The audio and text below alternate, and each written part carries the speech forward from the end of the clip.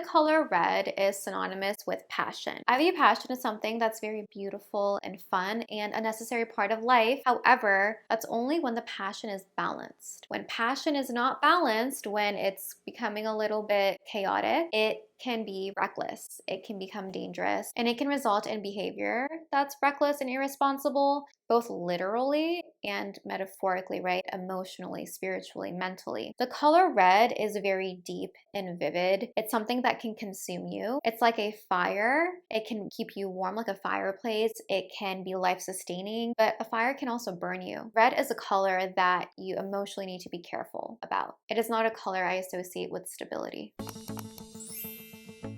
Hi everyone, welcome to this video. On my channel, I analyze song lyrics very in-depth through the lens of literary analysis. I analyze different artists here, but a lot of Taylor Swift. So far, I have over 40 Taylor Swift analyses. I will link them down below for you. I also do tutoring and consulting for your own lyrics and your own poems. I will link that information down below if you're interested. And let's just get started. First one. Loving him is like driving a new Maserati down a dead-end street. A Maserati is an Italian luxury car. Gonna go very, very fast, right? You don't want to drive a new Maserati in like a cul-de-sac with a dead end, right? That's not the context in which a Maserati should be in. That's not like its natural habitat. A Maserati here, like metaphorically, is gonna feel trapped by this dead-end street. It's not gonna allow for this Maserati to reach its full potential, to do what it's meant to do, to drive super fast. It's hindering the ability of the Maserati to be who they naturally are meant to be, to do what they are meant to do. The protagonist is saying that loving this person is something that is stunting her growth and is hindering her from being herself. Another way to look at it, loving him for the protagonist is something that she can never get a grasp on. It is something that can never reach the state that is natural and in flow. It's always like a half-baked sort of situation. It's the intake of breath before a sentence is spoken. It is a forethought that hasn't become a full thought yet, right? It's the inkling of something without it actually coming to fruition. It's not completed. It is something that is unsettled and it's annoying. It's like when you want to sneeze and you feel like you want to sneeze, but you can't actually sneeze. It's very annoying. And love should not be annoying, right? You should be able to flow within love. There is a lack of flow here. It's like the start of a wave, but it can't go to completion. Faster than the wind, passionate as sin, ending so suddenly. For the protagonist, loving the love interest, it's very fast, it's very passionate, it's very sensual, it's very flirtatious. It's fun, right? You get a lot of adrenaline out of it. Is it sustainable? No. Is it healthy? I would argue not, right? You can't go on a very high intensity roller coaster over and over again for like 8 hours a day. Maybe once or twice, maybe 3 times, but then you need to take a break. You're gonna feel sick. Being in a state where you're living the fast life in any sense can result to burnout. And when you're talking about love, it's going to potentially lead to emotional burnout, spiritual burnout, mental burnout. Passionate as sin. See? Passion. Not only is this love passionate, it's passionate as sin. It's so passionate that it should be sinful. It should not be allowed, but it's something that should be frowned upon, right? It's so like vivacious and lively. It's something that could be like taboo, and it ends suddenly. This love is more like a firework, right? I'm talking about fire because we're talking about passion, and I've talked about this comparison of a firework to a fireplace before. It was in another Taylor Swift analysis. I cannot remember which one it was, but when you think about it, a fireplace is more positive. A fire is life-sustaining. We can also think about a campfire, right? It's life-sustaining. You're out in the wilderness, you need to be warm at night. It is also very pleasant to be around. It's comforting, but a firework is beautiful to look at, right? Sparksfly.mp3. It's exhilarating. When you look at a firework, you're like, OMG, and then you record it with your phone, never to look at the recording again, but it's not sustainable. It's gone like that. When it's done, there's just the sky left. The sky is very beautiful, but you get my point. You can't build a life with a firework. This is like a thrill. Loving him is like trying to change your mind once you're already flying through the free fall. So when I'm thinking about the free fall here, I'm thinking about falling in love. And when you're doing a free fall, you don't have anything to like back you up. There's no parachute. Interesting, the protagonist is describing this free fall, which sounds pretty terrifying, as flying. Flying suggests you have control. So it's like there is an illusion of control. However, there's really not control because it's a free fall. But you think you're flying because you're caught up in all of these very high caliber emotions, lots of adrenaline, lots of hormones. Pretty much. When you're in that state of being in a free fall, emotionally, it's like you've already made up your mind. You're going through the motions. There's actions being taken based on your emotions. There's decisions being made without forethought. It's a very passionate state, and it's hard to change your mind. It's hard to think logically and apply reason, right? Your emotions are what are guiding you, and the other person's emotions are what are guiding you. So there's no time to like do a pros and cons list. Like the colors in autumn, so bright just before they lose it all. In autumn, we are all aware the leaves change colors. They become like brown and orange and reddish. It's very beautiful. It's quite bright, especially the reddish colors. However, they're gonna fall off the tree and then we're gonna have winter. So it's beauty that's in existence only for a brief moment in time. It's like a nanosecond. I want to talk about seasons in a metaphorical sense, because if we were to extrapolate this part of the song out, what's happening is that we're going from autumn into winter. This relationship was the peak of autumn. I like to think of this relationship as the perfect sweet spot within autumn when the breeze is just right, it's crisp, and the harshness of the winter winds have not set in yet. It's a brief moment in time. It's the peak, right? And after the peak in every graph, there is a decline. And quite often, the decline can be rapid. When we think about winter, it's a time when a lot of people retreat inwards, like literally. It's cold, so they're going to stay inside. It's when a lot of animals hibernate, right? You're not even going to catch them out during the winter. They are going to be in hibernation, getting prepared for the springtime, which is a season of renewal and rebirth. We can think about this protagonist as going into a metaphorical emotional winter after this relationship is over, because they need to heal, they need to reflect, they need to figure out how they're going to put themselves back together and start their new season, their new era, which is going to be spring. This whole verse is showcasing how there is no stability to this relationship at all. It's a firework, not a campfire, not a fireplace. It's something that's never going to reach its full potential. It's fun, it's exciting. It can potentially mess you up for a very long time emotionally. It will end, right? This is not sustainable. It's gonna be fun in the moment. So, you know, hashtag memories, I guess. Chorus. Losing him was blue like I'd never known. Blue here is meant to represent sadness. When someone is feeling blue, they're feeling sad, they're feeling down, and it's a type of sadness the protagonist never knew. The higher the high, the lower the low, right? Missing him was dark gray all alone. When I think about the color gray, I think about nothingness. Not nothingness, actually, because that would be like neutrality. I think about a dark nothingness, a heavy nothingness. I think about a space in between. When I think about gray, I think about being in limbo in an emotional way, and that's isolating, right? It's like you're in a transition space. There were so many high intensity emotions that were a part of this relationship. Imagine all those emotions going away and you're just alone, coming from a very high high to a very low low. It's kind of like after concert blues, where there are so many people around and you're all vibing, and then you go to like an empty hotel room. And obviously here we have Taylor using colors to connote emotions. Beautiful. I love it. Forgetting him was trying to know somebody you never met, but loving him was red. Loving him was red, but loving him was red. It's repeated 3 times. So losing him, missing him, and forgetting him, they were all very difficult. This person left an imprint on the protagonist. The love interest had such a big impact on you. It's like a drug, right? The protagonist is now in withdrawal. They were addicted to that high, to that adrenaline, to being with them. When they're gone, you have withdrawal symptoms. You are metaphorically like shaking and metaphorically getting chills. It's something that is having a very intense effect on you, more than it would if it was a more balanced sort of relationship dynamic. However, loving him was red. Loving him was full of passion. It was full of life. Red is also the color of blood, the blood that's coursing through everyone's veins to keep them alive. I'm sure the protagonist also felt alive when she was with this love interest. It was something that maybe woke her up in a way, which is positive, but like there is going to be a cost for that, because this feeling of feeling alive is in a context that is too fast paced for it to be like natural and sustainable. It's like too good to be true. It is too good to be true. Verse 2.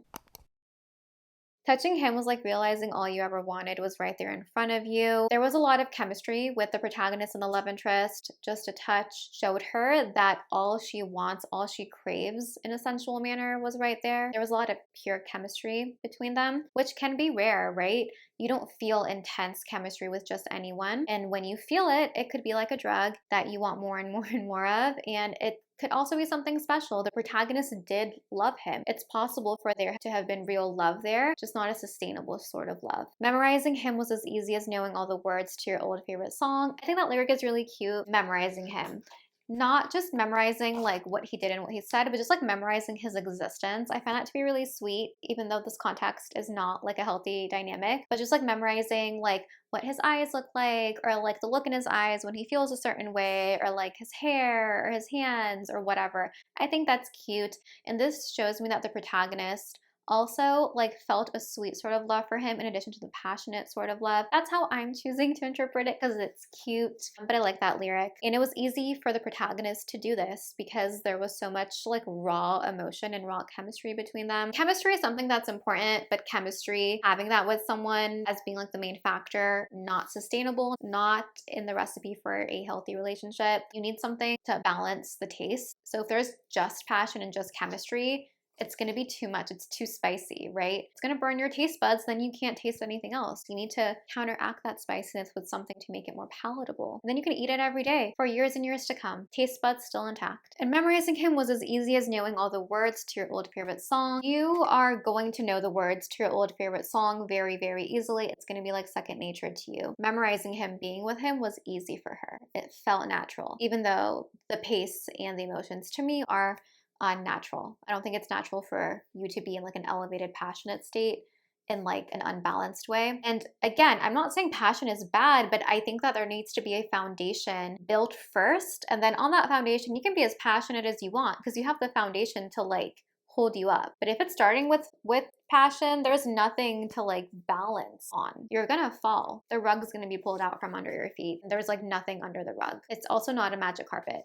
So it's not going to be floating if there is no foundation. Fighting with him was like trying to solve a crossword and realizing there's no right answer. So solving a crossword in and of itself is not the easiest thing. You have to like really know things to do a crossword puzzle. You have to like know stuff. And the protagonist here says fighting with him was complicated. A solution was not something to get to easily when there was a fight. They were trying to figure out a crossword puzzle, which is again like difficult in and of itself, but whatever she tried did not fill in the boxes correctly. Everything she did was wrong. It was easy to love him and be with him and enjoy his company, but not easy to fight with him, not easy to solve problems. We didn't have a common understanding in regards to how to fight. I'm not talking about like boxing, but just like verbally having conversations about disagreements. That was not something that they were able to do easily. Regretting him was like wishing you never found out that love could be that strong. So the protagonist, in addition to loving him, also regretted him. I don't know if there was a betrayal or not afterwards. Even if there wasn't, the fact that she felt all of these things, and I'm sure it was in a very short time period, and lost it all, there's a lot of emotional healing that needs to be done, mental healing,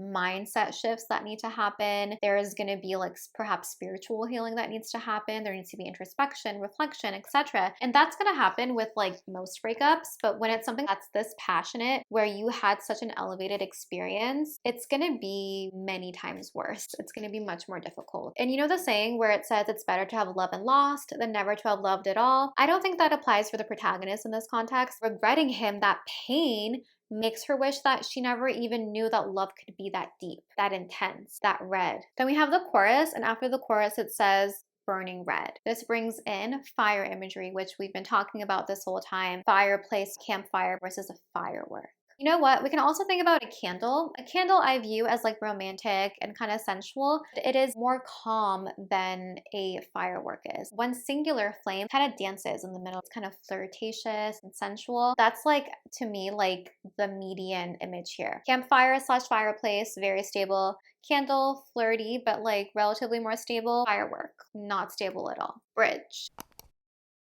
Remembering him comes in flashbacks and echoes. They get flashbacks of him, and the flashbacks are like flashes. It's an instant, it's very bright, it's kind of like whoa. It illuminates her mind and her emotions for a nanosecond, and then it fades to darkness. It's something that's very sudden. It's not something that she's ruminating on, but it's something that comes very quickly in a pointed and sharp manner. And when they leave, they're gone, but there's going to be emotional remnants of them. When I think of an echo, I think of hollowness. And when something is hollow, there's nothing in it, right? It's lacking substance. It's lacking anything real, anything tangible. It's a lack of passion in this context.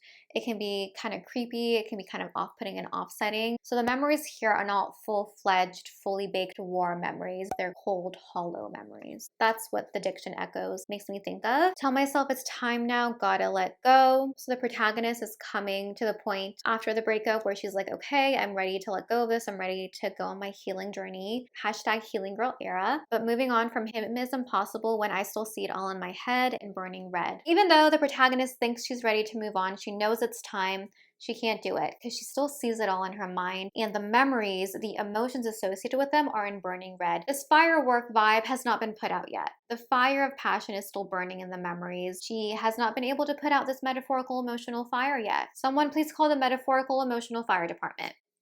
Have them help because she needs some backup. Burning, it was red. The lyric burning it was red to me is very important and it's very impactful because it's stating the word burning before the phrase it was red. Obviously that's what it says, but saying the word burning first puts more focus on the image of a fire burning. It's putting more emphasis on it. It's like it's bold and underlined and there's like arrows pointed to it with exclamation points. Burning is something that is currently happening, right? There's an ing, it's in process. Even though the relationship has ended, the burning red feelings the protagonist is feeling is still present. It's still ongoing. It hasn't been put out yet. Then we have repetition of the chorus. Then we have verse 3, which says, that's why he's spinning round in my head, comes back to me burning red. Because all of this passion was there, he's still in the protagonist's mind. The memories are not leaving her alone. Easy to memorize, not easy to forget. The remnants of this relationship, the memories, the feelings, everything, they keep coming back to the protagonist. It's like a boomerang. She throws it out and it comes back. And it comes back still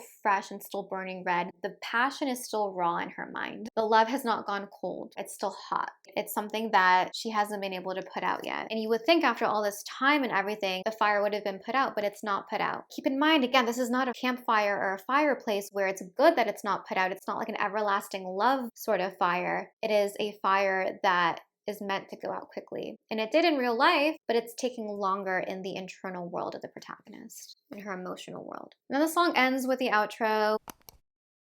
I like the outro because it doesn't say loving him. It was like driving a new Maserati down a dead-end street. It says his love. The love he was able to provide was like that. The love he was able to provide was half-baked and the sigh before a full sentence was spoken, right? It's something that may be attractive, may want to experience it, but it's something that is not going to be easy to come back down from. It's a high that's too high. Some people may want to experience that because it's exciting, but I don't know, like, is it worth it to have that very intense come down and still have it burn emotionally for you afterwards? One could argue that the fact that it's still burning in the protagonist's emotional internal landscape means that the love was very strong. I don't interpret it in that way. I just view it as something that was emotionally destructive for the protagonist. It was burning with passion before, now it's still burning, but instead of it being an exciting sort of passion, it's passion that is hurting the protagonist. It's burning her in a way that is hurtful. And that is the end of the song.